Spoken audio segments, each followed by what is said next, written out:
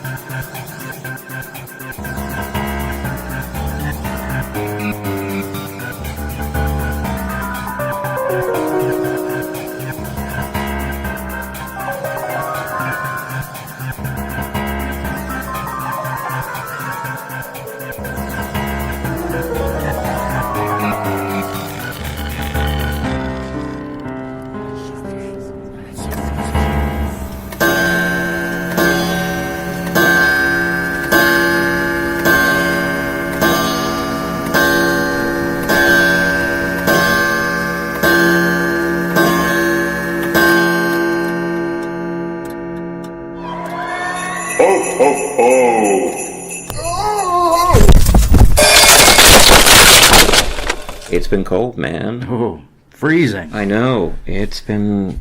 the temperature's really dropped there. We had such a nice, warm, fall. Yeah. We were at Penhurst and sweating our asses off. I know. I couldn't wear the makeup and the mask because it was too hot.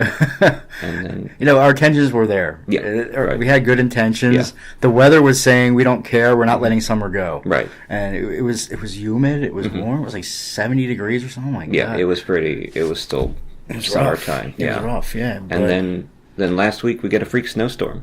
Yeah. 4 inches fell. I know. That was...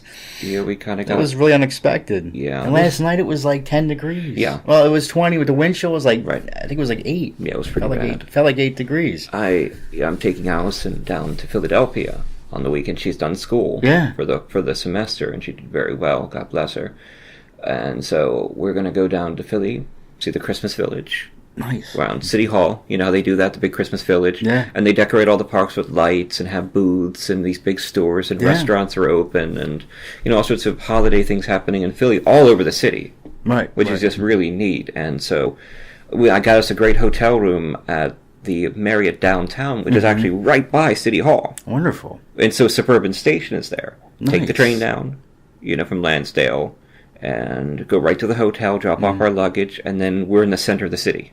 Oh, okay. And you just hop on the MFL, the BSL, the different subway lines, and you can get anywhere. Yeah, exactly. So the thinking is Christmas Village around City Hall. That's great. Maybe do a little ice skating, even though I probably shouldn't. Go down to Penn's Landing. Shop on South Street. Have brunch. Have dinner. It's just going to be nice. That's really good. Yeah. Episode 69. Yes, it is. Krampus and Montana Jordan get married. She's off the market. She's off the market. She is taken. Sorry, fellas. Yeah, there are many demons, ghosts, and ghouls, witches, pagans, spirits who are lamenting. And for Krampus, too.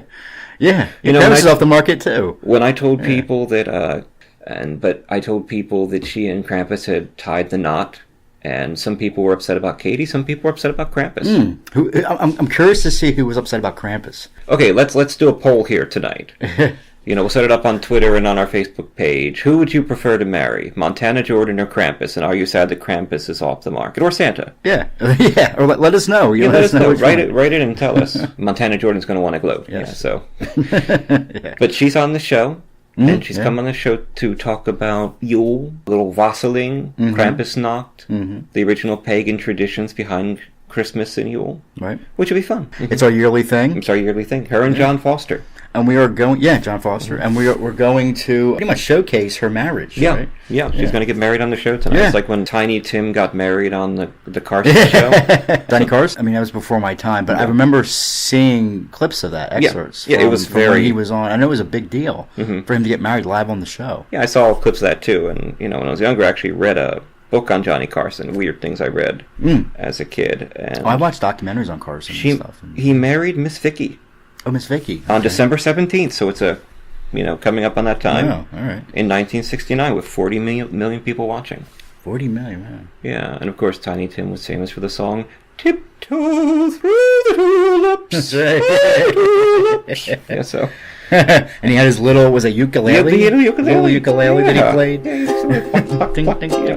he was great. He was just, he was such a fun act, very much in the spirit of Andy Kaufman. How are you, Phil? I'm good. I'm good. I'm getting ready. Tonight I have my buddy Matt's 40th birthday dinner. Yeah. And he's very depressed about it, but that's okay. Yeah. And much alcohol will be imbibed. Yeah, I'm sure, yes. The grape will pass tonight. Some people can, segue into 30 to 40 pretty easily. Others can't. Right, it is scary. And he's one of them that can't. I mean, he was talking about turning 40 like 4 years ago, and how much he wasn't looking forward to it. So tonight, he's probably not going to be in the best of moods. Festive moods. So what are you afraid of turning 40? After maybe a couple drinks, maybe he'll just forget about that he's turning 40, and he won't remember it for the time being. The essence of self-medication. Right. Yeah. He'll just self-medicate until he forgets. There you go. Yeah. That's what we do. That's right. Yeah. That's right. That is what we do. But we got a great show. Yes, we do. We're winding down to Yule, 2017 Christmas. It's Happy Hanukkah. Yes. To our fans who celebrate Hanukkah. You don't have to be Jewish to celebrate Hanukkah. No, you don't. Or to venerate the customs. Happy holidays to whatever. Happy solstice, happy winter. To whatever you celebrate. Halfway out of the dark. Yeah. In fact, when is the winter solstice? Looks like it's taking place on the 21st this year. Okay. Well, that's good. It's the beginning of the new pagan year. And speaking of that, here's Montana Jordan now to tell us all about the solstice and the pagan holidays in Yule. You're going to put your preacher's cap on and that's right. Help them tie the knot. Maybe something surprising will happen. You never know when we get that Krampus in here. Oh, yeah. He's such a bad boy. This is What Are You Afraid Of? Horror and Paranormal Show on Parax Radio, EMC Podcast Network, and all the major podcast services, including Spotify. We just joined Spotify. Yes, yeah. You're on Spotify, people. Yeah, Spotify. Yeah, you can check us out on that, iTunes, and all the rest of them. Or go to the website at www.whatareyoufraidofpodcast.com. Your source for everything paranormal. Para X. Are you haunted by shadow people in the middle of the night? Do you secretly love all things creepy and spooky, enjoying ghost stories and horror fiction from the best storytellers? Do you have a true ghost experience you want to share, but no one will believe you? If yes, listen to the professionals on What Are You Afraid Of? Horror Paranormal Show, Friday nights at 9 p.m. on Para X Radio and at www.whatareyoufraidofpodcast.com. What are you afraid of on Para X? Our creepy and demented hosts are on call to provide you with all your spooky needs with true ghost stories, interviews, indie music, and new horror fiction. We are ready to scare you. Para X. I'm Jenna Valadez with the Basement Files. Tune in Friday nights, 6 p.m. Central, 7 p.m. Eastern, right here on the Para X Radio Network. You're listening to the Electronic Media Collective Podcast Network. Yeah, it's a mouthful. For more great shows, visit electronicmediacollective.com. An old friend is back on the show, and it's a shame because Phil and I were both going to sit down with her for the episode, and then this silly thing called snow happened to hit Philly, and I was claiming for days it's not going to snow. They always say it's going to snow, and it's not going to snow, and I woke up with 1 inch of snow sitting outside, and the roads are pretty socked in. But so Phil's at home, he couldn't make it, but I'm pretty sure he's off to his neighborhood bar for the day, so he's probably got the better end of the deal, and I'm only kidding, because we've got her back, and she is now Montana Jordan, out of the West Coast Paranormal Adventurer. Hey, Montana, how are you? I'm fabulous, thank you. How are you today, Fox? Oh, fantastic. We're actually quite enjoying the snow, and earlier... I'm jealous. I know. We haven't gotten any snow yet. I'm sure we will this year, though. Quite a surprise, too. We don't usually get snow until January out here. It's been very warm. But earlier today, I went down, and we got an espresso maker, a really nice one, not a cheap one, for a wedding gift. And I went down and fired it up today and made some lovely espresso with the milk, steamed milk, threw a little Kahlua in there. Ooh, nice. No, I'm surprised you didn't have an espresso maker, because you and your baking and your little scone extravaganzas. Yeah, I got married because I loved the girl and because I wanted a really nice espresso maker. It was kind of But anyway, you're back on the show for episode 69, and I know some interesting things are going on, and it's Yule. Aren't you excited? It's Yule again. I'm so excited. Yes, I know. Merry Yule. Yes, Yuletide season, and happy belated Krampus Nacht. I'm very happy to be here back on the show talking with you. Mm-hmm. And so tell us a little bit about the season. Oh my goodness. Well, yeah, I just wanted to say I'm definitely honored to be able to sit down and visit with you, and Phil, of course, he's, like you said, he's sitting around the corner at the bar right now, but I'm very happy to be here to spread my usual pagan cheer. So last year in our 2017 Yule episode, I totally hit on Krampus. Do you remember that? I do. Yeah, I do. That was awesome. He was salivating on my leg the whole time. Was he? Yeah. Yeah, so we had him on the show, and I just couldn't help myself. Mm-hmm. So let me explain this to any of our listeners who may need a recap. So I love Krampus. Everyone knows that I have a thing for Krampus, and we just celebrated Krampusnacht, which was actually on December 5th, the eve of St. Nick's Day. Nacht is German for night, and Krampusnacht is the one night a year that my boyfriend Krampus emerges from hell, walks the streets, and terrorizes naughty children. The legend of Krampus derives from the early Alpine tribes and is considered to be Santa Claus's darker counterpart.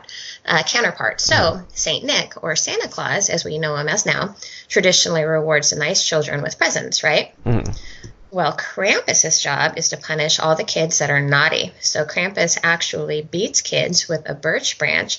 Sometimes he'll drown them in the river, but he usually throws them in a basket that he wears on his back, and he takes them down to hell to his mother. And her name is Hel, Hel. And in Norse mythology, she is the goddess of the dead. So my boyfriend Krampus is technically royalty, and I like to call him Prince Krampus sometimes when we're alone. So yeah. Oh, I see. Well, sounds like you two are getting pretty close. I mean, is there any chance there might be some hand-fasting bells in the future?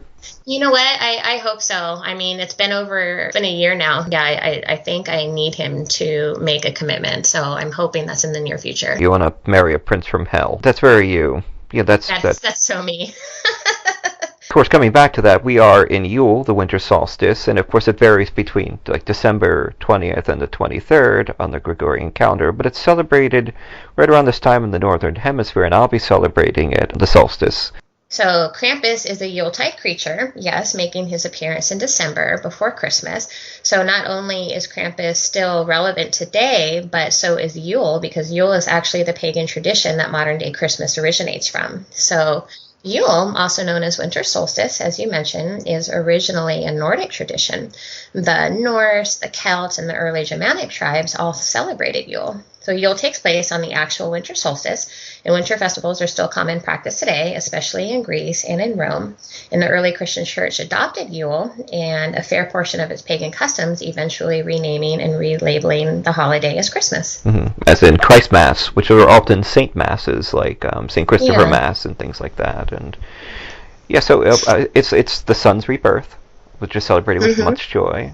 And our ancestors celebrated the rebirth of the Oak King, the Sun King, the giver of life, because absolutely, for a lot of people who aren't pagan or would be interested, we celebrate the cycle of the natural year, and we celebrated death in Samhain, which is October 31st, and now we are now beginning the turning again, which is the solstice, which is the beginning of the year. Absolutely. You go through the life cycle again, and there are many different ways of celebrating it. How do you celebrate Yule? As with any of the major pagan Sabbats, I always make a point to spend as much time outside as I can. So when I get back from my trip to Aruba, I actually would like to try to spend the following weekend snow camping somewhere out in the mountains. And oh, wow. Yeah, I haven't been snow camping in quite a while, but I'm from Montana. I'm a northerner, so spending time quite literally immersed in a snowy mountain cap, getting dirty and hiking a mountain, that is church. for me. So that's the best way that I can rejuvenate myself spiritually.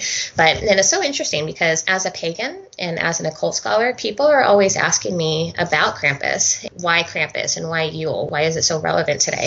And regarding Krampus, they're like, well, he's a devil, isn't he? He's a half demon. So why is he cool? What makes, archaic pagan Krampus so relevant? And to answer that academically, we can look at Krampus both scientifically and spiritually. As Saint Nick's evil sidekick, Krampus represents the darker side of Gaia, or Mother Earth. Is exactly what you were just talking about, as well as the darker side of the darker nature of humanity. So paganism honors the very real duality of life and death and light and dark. Therefore, the lore of Saint Nick and Krampus mirror the aspects of lightness and darkness found inside and outside of the natural world. Wonderful. That's very, very cool. And a lot of people, they have a very Christianized outlook, but really it's just about different aspects of gray in nature. I'm hoping to do my own wreath this year, which symbolizes the eternal cycle. And I'm hoping to decorate it with like the traditional herbs of Yule, like bayberry, blessed thistle, evergreen, frankincense, laurel, mistletoe, and of course oak, pine, sage. Yeah, let's say I'll be burning a pine candle, which would be nice. Like we've got the Yule log with 3 candles and evergreen boughs and wreaths. Mistletoe hung on the doorways, all celebrations of evergreens, which stay eternal throughout the year, which is very symbolic of Yule. Yeah, those are all, exactly, old-time pagan traditions, absolutely. That and even making fruitcake. Fruitcake comes from the early Egyptians, where they would make a, fermented bread and add, nuts and fruit to it. So the early Egyptians made fruitcake because they wanted to make a food that was going to last long enough for their deceased relatives to come back and to have something to eat. So fruitcake eventually became like one of those like long-enduring spiritual foods. Right. Wonderful. And another thing, and my wife asked me this. She said, "Okay, what is this?" She said, "My coworker is going to a wassailing party." Wassailing. And I said, "You mean wassailing?" And she's like, "Yeah, well, what's wassailing?" And I'm like, "Well, obviously there's alcohol involved. It's like an apple spice cider." Kind of clove-spiked apples and oranges are laid in baskets and evergreen boughs, and it's a wonderful drink, and it goes back to many of the traditions of Christmas, which England celebrated Christian and saints' days for months. It was just incredible. The winter was an entire, and they would wassail. Yeah, they would actually. And what's so cool about that is the tradition of wassailing, and wassailers that we know now, to be carolers, right? Wassailers, they wouldn't just go door to door, obviously spreading their pagan cheer. Pagan cheer. They would go door to door, to get their neighbors and their other countrymen invited for Yule, and invite everybody down for the winter festival, right? But they would also go door to door, yell and get drunk and quite literally be merry. So that's where the term merrymaking comes from. They would be loud and vulgar, and it would be a really intense party. One of the major concepts behind that was to actually scare away any evil spirits that were trying to hinder the spring's harvest. So they were also getting ready to make sure, that the grounds were blessed and fertilized for the coming harvest during the spring. Well, see, that's excellent. See, now we're going to go be vulgar and drink wassail and go be vulgar. Yeah, exactly. And that's also another where the custom of pouring your liquor on the ground to honor, to toast the ground or Mother Nature. That came from wassailing as well. You'd get drunk and then, you'd take a toast and then you'd pour it on the ground and toast to Gaia. So essentially by doing that, you're asking Gaia to make the lands fertile for you. Like, let's say you have somebody who wants to be involved in these traditions. They want to take it slow and they want to do a little to venerate Yule this time of year. What would you suggest they do? First and foremost, as a paranormal researcher, I believe that self-education is paramount. So I would say, from the nerdy academic side, to read, and research. Find everything read everything that you can find on the different customs, on the different pagan customs, and even, some of the newer modern customs, and see what really speaks for you, because spirituality, is an individual, ever-changing journey. So find, what speaks to you and what makes you feel the most connected to Gaia, or, whomever it is that you need to feel connected to. I think mistletoe is fun. Mistletoe, I like to hang it in my house and hide it. So people don't know about it, and then it gives me an excuse, to kiss them and hug them, and then that's how you spread cheer, right? Merrymaking. Definitely. A little wassailing, a little kissing, a little hugging. Right? Yeah. So exactly. So essentially what I'm saying is, just invite people over to your house and wassail them, get them drunk, and then kiss them. Aha. Oh. Yeah, that's what I did with Krampus, and it totally worked. We've been dating for a year, like I said, so. I'll be venerating 2 more specific deities, mostly Dagda, and my patron goddess, Bride, or Bria, or, the Irish Saint Biden. And, of course, as she's one of the patrons of bards and druids, and she's a light goddess. She taught smithies, the art of fire, and secrets of metalwork, and her flame burns very bright this time of year and pierces the darkness of the mind and spirit, so I'll be with Bride. So speaking of Krampus, I mean, you sound absolutely head over heels with this guy. I am. Yeah, I'm just completely smitten with him. He's the best. Because you just love how he comes up from the netherworld and throws children into his bag and drowns them when they're naughty. I mean... Yeah, I'm just super impressed with it. I think he has really admirable parenting skills. He believes in tough love. And I find that attractive. What can I say? I'm here. Krampus? Liebchen. Krampus, is that you? Ja. Hi, Krampus. How you doing, honey? Ich bin ein Krampus, ja. I know you've been busy. You didn't come home again last night, and I'm really upset with you. I understand that this is your busiest time of the year, helping Saint Nick get ready for the upcoming Yule, but your girlfriend needs some attention too. Okay, buddy? United States, very naughty this year. Had to punish lots of children. Yeah, I can imagine. Yeah, this is, I'm definitely being a part of the whole United States thing right now. Krampus workaholic. Yeah, you are. You knew that going in. Yeah, you know what? I did, but you know what? This is maybe something that we can save for the therapist office. Maybe, this is another issue that we can discuss in couples counseling. What do you think about that, sweetheart? I drowned the therapist. You drowned the therapist. Oh, shoot. Okay, well, that's okay, honey. I'm not upset. We'll just find another therapist. Krampus gets one. Made you, Tin Can, I love Tin Can, made you ring out of children's ear bone.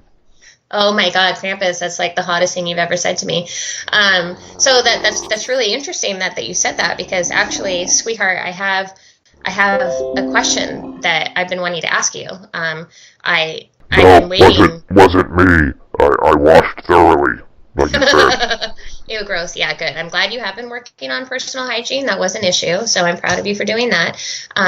So you and I have been dating for a year now. Remember you came on the show last year for our Yule episode, when we visited with Phil and Fox then, and, I hit on you, and, we totally got together, and this last year has been amazing. I hit on you too, but it only bled for a while. Ha ha. That's true, yeah. So I've been half expecting you to ask me this question, but because you haven't, I thought I would just go ahead and ask you. So in the spirit of Yuletide, Krampus, I love you. What do you think about us having a hand fasting ceremony? What do you think about us getting married? Ich liebe dich, Fraulein. It's... hand fasting, I guess, if you don't mind the claws. Oh, no, I like the claws.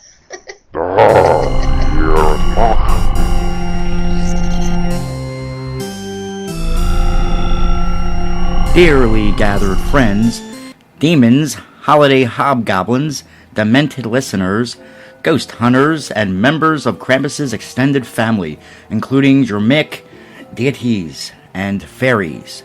We are gathered here today on this completely edited sketch, an amateur show, to bring the Krampus and Montana Jordan together in the bonds of holy hand fasting. Do you, Krampus, Mr. Goat, evil brother of Santa, take Montana Jordan to be your lawfully wedded mate, an all-around good time ghost expert? Yeah, I guess. You sound like Mountain Goat Montana. I love Mountain Goat, so...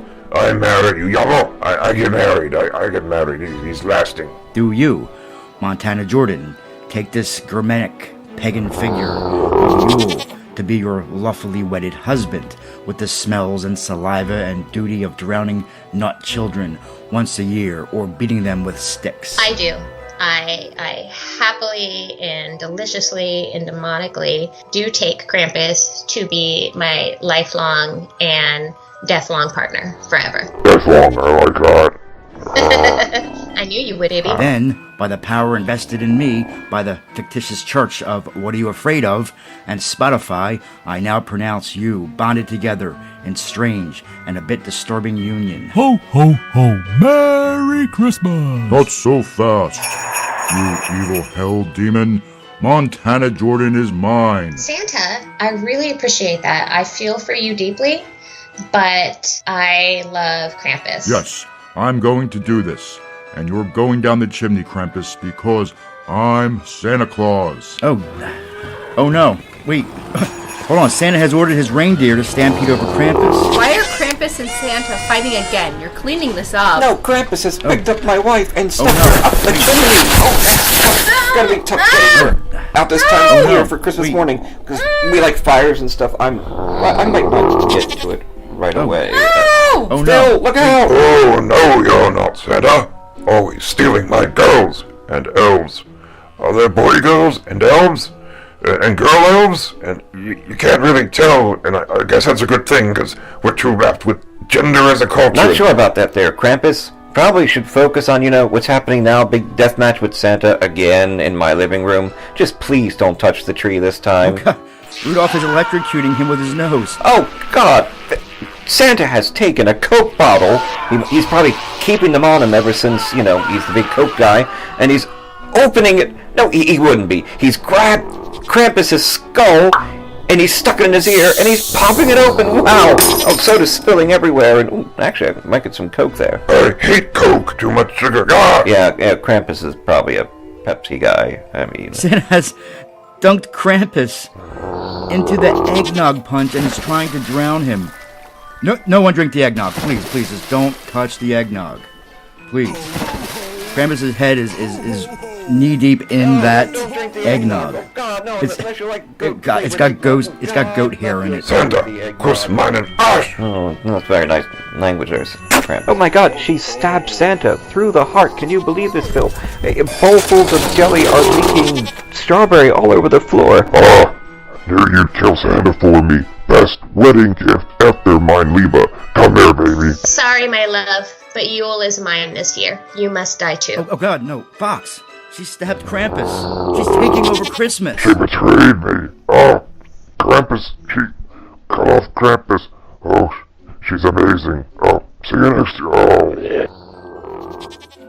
I needed to kill Saint Nick and Krampus. I'm going to miss Krampus, but he's gonna reappear next year, next December 5th, so hopefully by then he won't be so mad at me anymore and we can have a serious discussion about our relationship then. But yeah, so now I am officially Mrs. Krampus. I decided that we needed to take Christmas back, so Christmas belongs to the pagans once more, so happy Yule. Well, Katie, that's incredible, and you know what, I'm very happy with the way this all turned out, and so glad we could conduct your wedding there, and it could end in bloodshed of two major holiday figures. It's very, very Yule. Yeah, it's very What Are You Afraid of Paranormal show, and we're gonna have links up to your stuff, a new bio up at www.whatareyoufraidofpodcast.com. We'll also have some links and information up there for you to help celebrate Yule and some Krampus history, and links up to the last show we did where you meet Krampus in interview, and I believe they just played it on Para-X Radio. Yep, that's when our love affair began. Well, Montana, thank you so much for joining us. Well, thank you very much for having me. You've been wonderful, and we hope to be talking to you again quite soon. We'll get you back on the show, and I know you're writing us up a ghost story. We'll have our voice actors record, and you can find more information about Montana Jordan at www.whatareyoufraidofpodcast.com. Check out previous episodes, ghost stories, and a little link up there about Montana, because she's one scary mamma jamma. Yep. And thanks so much for talking to us about Yule. Oh, thank you very much. Happy Yule.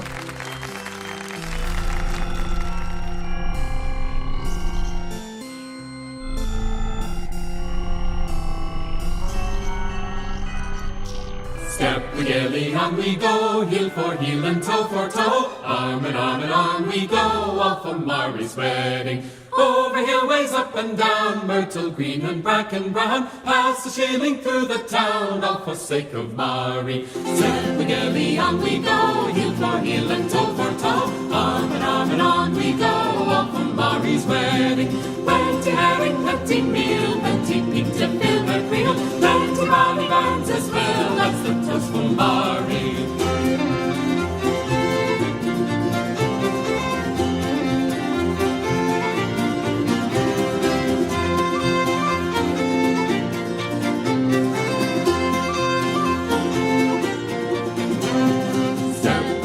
On we go, heel for heel and toe for toe, arm and on we go, off on Mary's wedding. Cheats, spiders, Romans are bright and far, their ready star. There's love from all my far, is my darling Mary.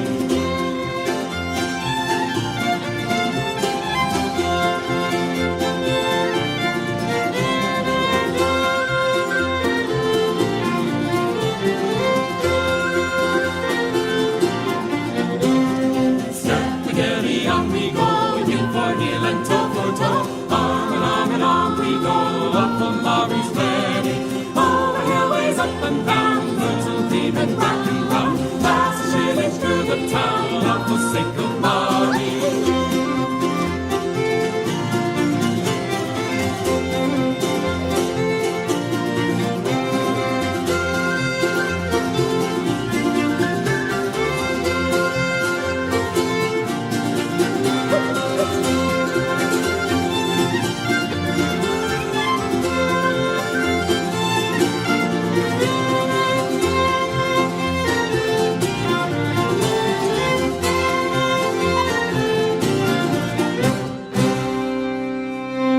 Rose, a short true ghost story by Montana Jordan, occult specialist and paranormal researcher. Rose, Rose, Rose. The voice came from the obelisk, but every time it spoke, it seemed to sound less digitized and more human.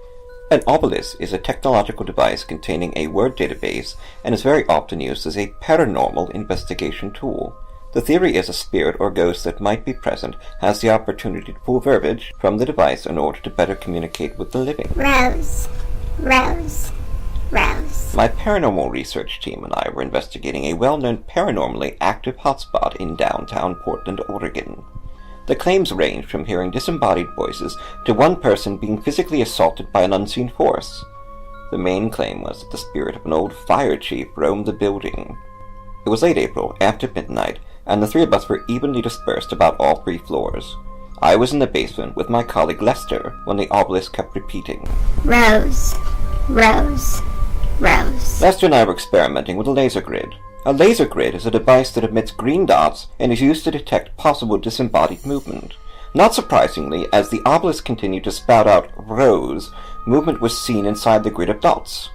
Lester and I were not alone in the basement. Rose, Rose, Rose. Colleagues Doug and Andy were above us on the main floor conducting an EVP session. They radioed in to inform us that the lights had been flickering. Doug is an historian, and his goal of the evening was to try to garner evidence of the presence of the alleged fire chief and notable Portland, Oregon historical figure. A Ouija board session that Doug and I would hold later in the night would indicate that the fire chief was very likely present with us. As I was on the radio with Doug, the obelisk kept restating, Rose, Rose, Rose. Upon checking in with Doug, Lester and I checked in with our last 2 members of the crew that night, both of whom were on the 3rd floor. Rose, Rose, Rose. Johnny was the manager of the building. He had worked there for years and had several possible paranormal encounters. Once he saw a reflection of a man behind him when he knew he was alone. He also believed the spirit of a grumpy woman frequented the top floor. Because of her, Johnny would not go up to the 3rd floor alone and asked our other crew members to accompany him.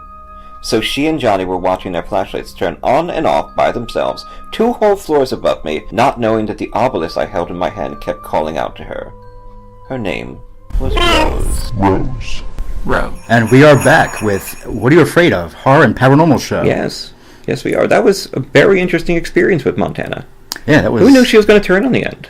I mean, she kills Krampus after Krampus wins, yeah. And then she takes over Christmas this year. Mrs. Krampus is out there. bringing fear to everybody who suppressed pagan views this time of year. I know, right? Yeah. That was unexpected. I didn't see that coming. No, I did not. She's a wild one. Yeah, she is. Yeah, she's a wild card. I mean, and she's out there, spreading pagan cheer and passing out Starbucks cups, which is a controversy. Oh, the Starbucks cups. Again, it's the war on Christmas. Is, and really. Every time I hear war on Christmas, I think the John Lennon song. So this is Christmas. Yeah, I love that song. And what have you found? Yeah, that's a great song. So speaking of the holidays, we try to bring into the ghosts stuff a little bit. We've got but yeah, Destination America has been talking to me ever since we had the wonderful Katrina Weidman on from Paranormal Lockdown, and you can find that episode at www.whatayouafraidofpodcast.com. Great interview.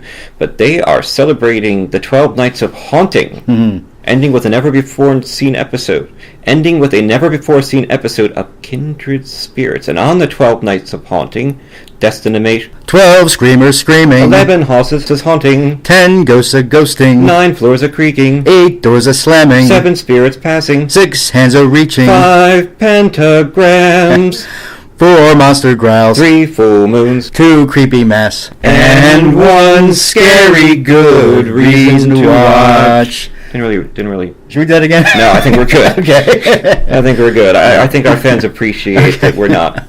We're a little bit disorganized. But yeah, Destination is serving up The Nightmare Before Christmas with 12 Nights of a Haunting. I love a haunting. Oh, yeah. And you tune in every night from Wednesday, December 20th to the 31st for a primetime marathon of a haunting. Oh, yes. Yeah. And this is Christmas time, yes. and it's not associated with horror usually. At least you're not. Yeah, at least some people don't do that. But I do, yeah, and you I do too, right? And most of our listeners probably do. I'm as sure. Well, Yeah. And speaking of, I was talking about Matt's dinner tonight, right? So afterwards, a few of us are going to go back to my place, and we're going to watch Black Christmas. Oh, yeah? Yeah, the original 70s version. Okay. With Margot Kidder and, yeah. Oh, really? What's that one about? You never seen Black Christmas? I don't remember it. I own it on Blu-ray if you want to borrow it. Yeah, I might. It predates Halloween. Uh-huh. Okay. But John Carpenter supposedly had worked on Black Christmas as a PA. He's not credited, but he worked on it. Right, yeah. And so he got the idea for the holiday and the stalker. So basically it's Halloween. And it's the first movie, I believe, or one of the first slasher movies to actually do use a point of view where it starts out with the killer. It's not the first to do it, but it's like one of the first to really, kind of capitalize on that. Where it starts out, it's a fraternity, sorority house, I'm sorry. Okay. And it's full of all these, sorority girls. Right, going the usual, to college. the classic combination. Yeah. And we're talking 1974 or something like that. And it starts out. You can't see him. You just see what he's seeing, and it's the house, and it's the wreaths, and the Christmas lights everywhere. This is starting to sound familiar. And he climbs up the side of the house through some vines and rafters and things. Goes into the second floor window, and is kind of hiding in the attic and waiting, just lurking in this whole upstairs area. And different girls go upstairs in their different rooms. And one of them is really crazy. He's waiting in a closet. And when she goes in, he just grabs her, and she's kind of found in this rocking chair with this plastic wrapped around her face. And I'm not going to give anything away. Right. John Saxon is the cop. Okay. Who also was a cop in Nightmare on Elm Street. Yeah. Okay. I think he's always a cop in every movie. But a lot of times they are. Yeah. Sounds creepy. I think he even made a joke about that himself. He's like, I've actually just been a cop in real life as opposed to just being an actor that plays a cop. But do you have any favorite Christmas horror movies or any Christmas horror stuff? Yeah. I was watching the other night. I really like the Black Mirror season. That it was sort of a Christmas based. Okay. Couple of episodes all centered around the Christmas holidays. Have you seen this? Because I know you saw the one. I've seen a couple. Yeah, but I've not seen that though. And they're releasing another season in a few weeks. Oh, okay. Coming up on Netflix. Black Mirror is a rather wonderful horror series about technology gone awry. Okay. And there was this one where it's these two guys in this North Pole station. You don't know what they're doing there, but they're telling these stories from their lives about horrible things that have happened with technology, and it's a great little thing to watch. Oh, that sounds great. Yeah, well, my wife would consider a lot of the movies I like horror movies for Christmas, like Ernest Saves Christmas. Oh, is that horror? Oh, yeah, she thinks it's horror. Really? Yeah. know what I mean? And a great Jim Varney. And of course, I like to do. Of course, there's The Nightmare Before Christmas. Yeah, I was going to say we talk about that one a lot. And then I like there's. Now, is that a Christmas movie or a Halloween movie? I think it's a Christmas movie. Okay. Because at the end, it's all about saving Christmas. Right. And that's kind of, to me, the end plot point of what defines the film. But I also, one of the great books that I read this time of year, I know you like it too, A Christmas Carol. I'm reading it right now. Are you? Yeah, the language is superb. Yes, and it's not very long. It's it's a not. short little novella. I sent you that picture. Yeah, with that nice bound book you got. The little leather-bound book, yeah. And I did buy it, and that's what I'm reading. Yeah, I love The Christmas Carol, and it's just all the great movie versions of it. Like Alistair Sim is my favorite, and they've done some really nice versions lately. Oh yeah. Yeah, so that's going to be fun to read. Did I ever loan you the Albert Finney version? I don't think so. I think I loaned it to you last year. Yeah, I think I don't think you watched it though. Yeah, I think you hit back to me and you said I didn't watch it, but loan it to me next year. And I loaned you the Mr. Magoo version, I think. No, I'll have to loan it to you this year. Yeah. So I'm going to come back Tuesday for us to record with John Foster. Right. Which is going to be a whole lot of fun. John Foster's writing us a ghost Christmas horror story. He finished it today, and his significant other Linda, who's a voice actress, will be recording it. Yeah, and so that's going to be fun. You know, I've been reading ghost stories that have happened on Christmas, and I encounter a few different things. There's a lot of you get a weird call from your best friend, or you think you see your brother. And then you see him knocking on the door, you see him walking in the snow, and you call out to him, and he's gone. And then you get a call the next day on Christmas morning, and he died the night before. Right. I've seen a lot of that. Right. And I've seen ghost stories where kids have woken up and seen like a ghost Santa or a person like going through the stockings. Okay. And moving them. Right. You know, one of my favorite, and I told this story for the show, was when I was down at Pennsbury Manor, in William Penn's home on the Delaware, where I spent a lot of time. I remember being there one night. And Holly Night's beautiful down there, but I'll never forget there was no one on the site, no one. And down there it's completely secluded in the middle of the woods. There's nothing down there. Right. And I remember hearing a baby crying, and seeing a light up in the window of the manor house. And of course, 1701, half your children are going to die. Right.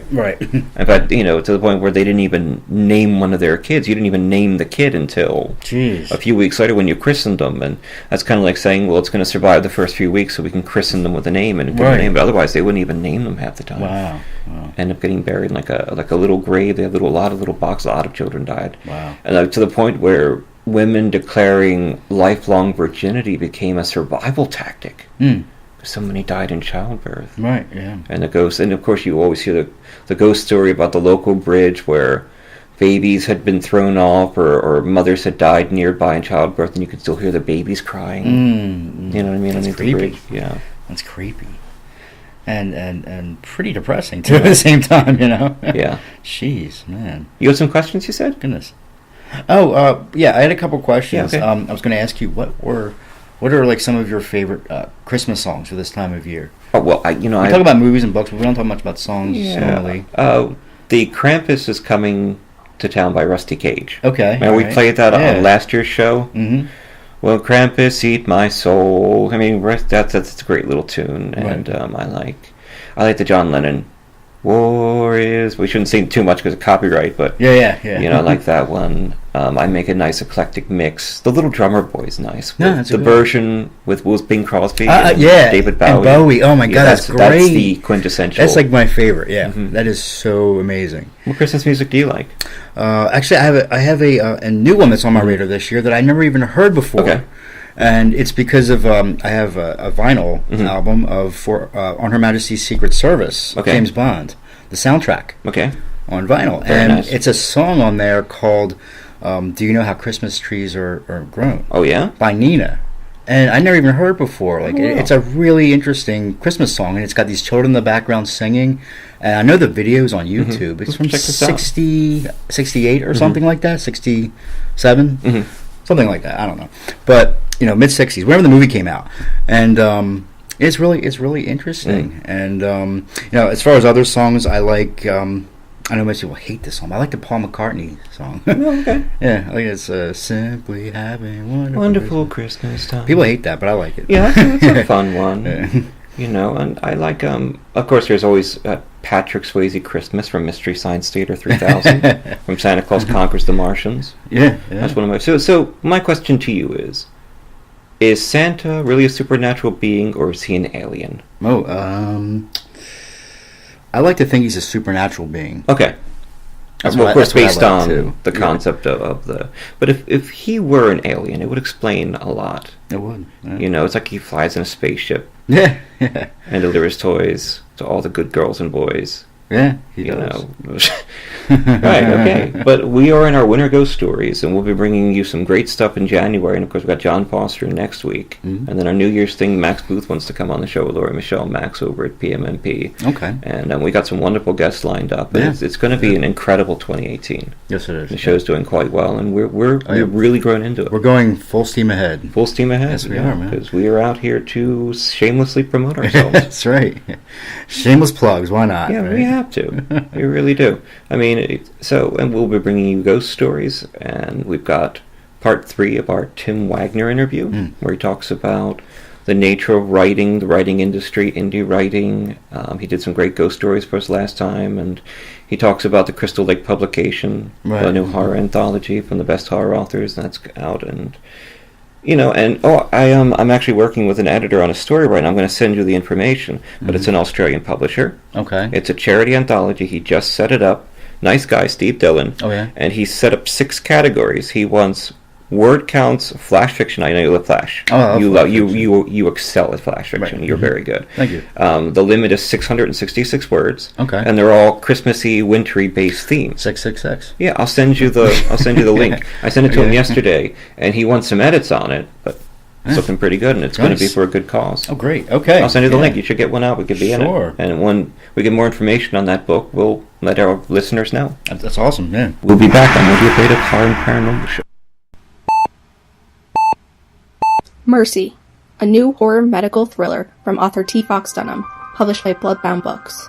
Based on the author's horrific battle with a rare form of lymphoma that involved intense chemotherapy and radiation, Fox turns the horror of his experience into terror on the page. William Saint is dying of cancer. On most days, death seems like a humane alternative to the treatment. Stricken with fever, William is rushed to Mercy, notorious as a place to send the sickest of the poor and uninsured to be forgotten, and finds the hospital in even worse condition than his previous visit. Willie's memories faded. He grabbed his sack head of the scarecrow, picking at the exposed chicken wire to hold them in.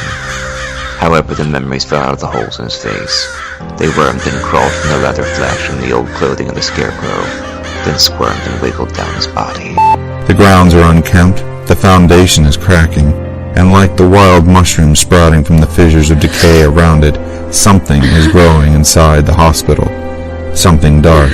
Fangoria gives Mercy 3.5 out of 4 skulls. Dunham has channeled his many brushes with the other side into the exquisitely rendered, lyrical, supernatural hospital thriller Mercy. It's feeding on the sickness and sustaining itself on the staff, changing them, and now it wants Willie. Come now, Mr. Saint. Just a little more of that sweet milk. So salty and so good. You won't miss it. And we ever do so like our delicacies here at Mercy Hospital. Part medical horror, part supernatural suspense, Mercy is a hard-hitting fever dream of a novel. I enjoyed the hell out of it. Tim Wagner, author of The Way of All Flesh and Eat the Night. Available from Amazon, Barnes & Noble, and bookstores everywhere in both print and digital versions. Life is an addiction. Let go. Let it all burn.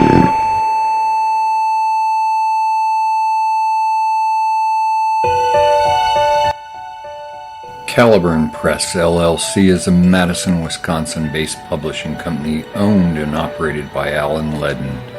Caliburn works with talented writers, artists, editors, and marketers throughout the United States, and you can find their books through their many imprints that include Damnation Books, Eternal Press, Malaferia Press, Ciento Sordida Publishing, and Spiro Publishing.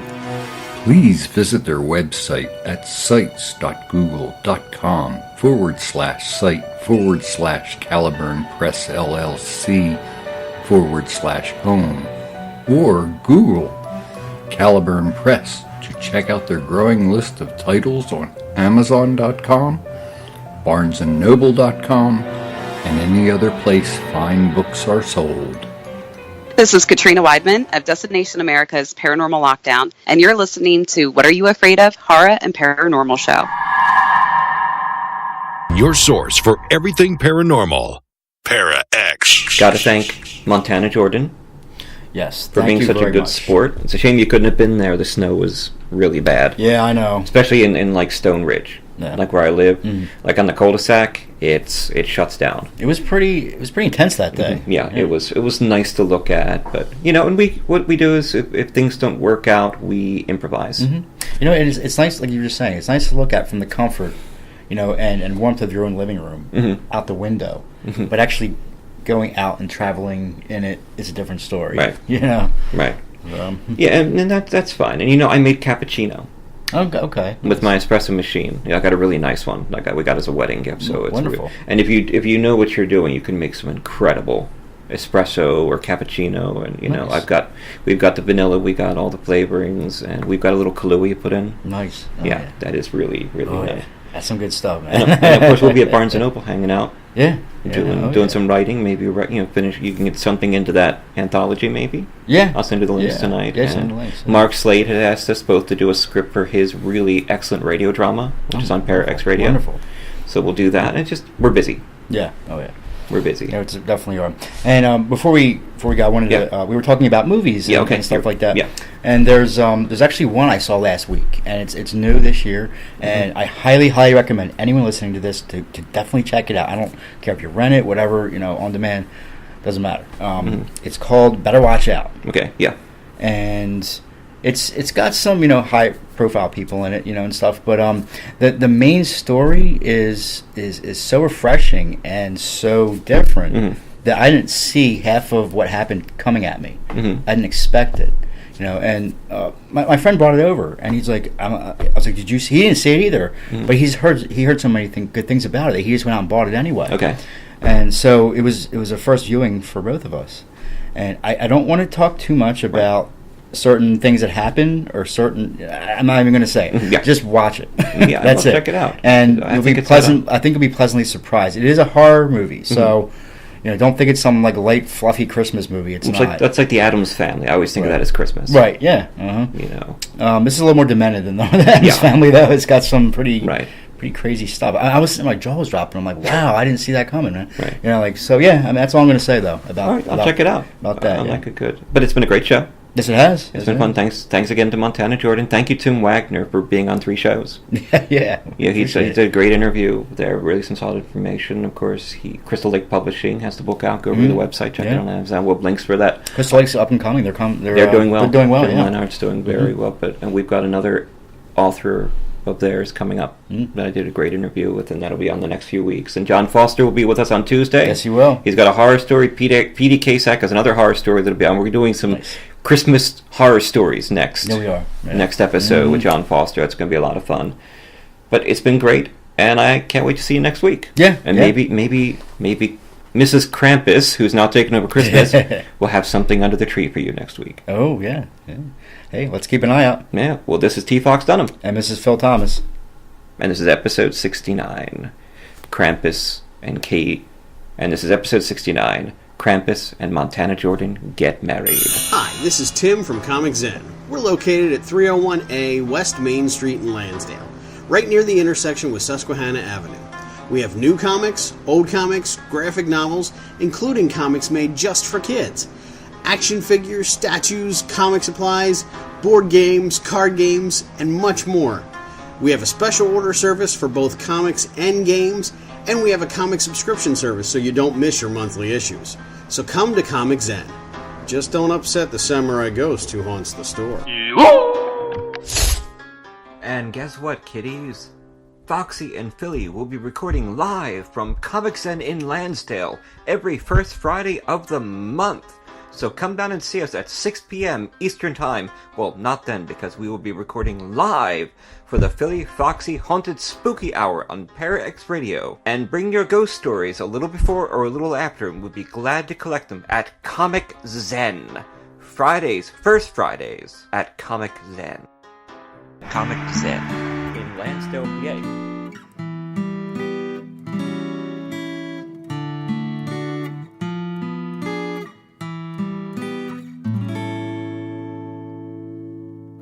It's the same each year. We get lost in a rush around shops when we want to be sincere to those we hold so dear. Empty bank accounts, a mad dash to spend our cash on this junk in huge amounts, when it's the thought that counts.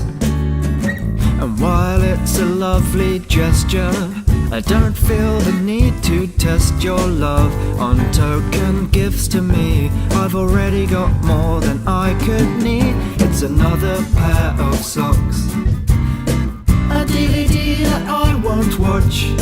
I don't care for stacks of stuff. The fact you're there's enough.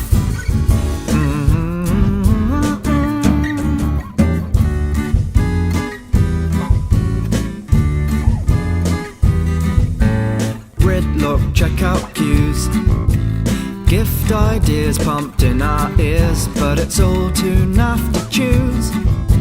I think we've got confused. Jumpers that don't fit, boring books that won't get a look, ornaments and cheap trinkets, but I want none of it. And I know it sounds ungrateful, but these words are far from hateful. It's just that all these novelties couldn't mean as much as you mean to me. It's another pair of socks, a DVD that I won't watch. I don't care for stacks of stuff. The fact you're there's enough. Oh, I know it sounds ungrateful, but these words are far from hateful. It's just that all these novelties couldn't mean as much as you mean to me. It's another pair of socks, a DVD that I won't watch. I don't care for stacks of stuff. The fact you're there's enough. Yeah, your very presence is a present enough. Christmas belongs to the pagans once more, so happy Yule.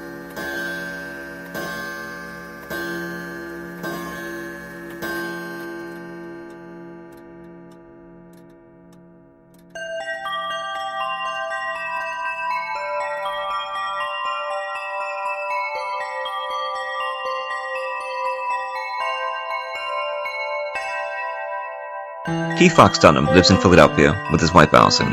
He's a lymphoma survivor, cancer patient, modern bard and historian. His first book, The Street Martyr, was published by Gutter Book. A major motion picture based on the book is being produced by Throughline Films. Destroying the Tangible Illusion of Reality or Searching for Andy Kaufman, a book about what it's like to be dying of cancer, was recently released from Perpetual Motion Machine Publishing, and Fox has a story in the Stargate anthology, Points of Origin, from MGM and Fandemonium Books. Mercy was recently released by Bloodbound Books. Fox is an active member of the Harvard Association. He's been published in hundreds of short stories and articles, and his motto is Wrecking Civilization, one story at a time. Phil Thomas resides in the suburbs of Philadelphia and is an author and filmmaker. His screenplays have been produced into feature films such as False Face and Always from Darkness that are available in major retailers such as Best Buy and Target, as well as availability on Netflix and Amazon On Demand.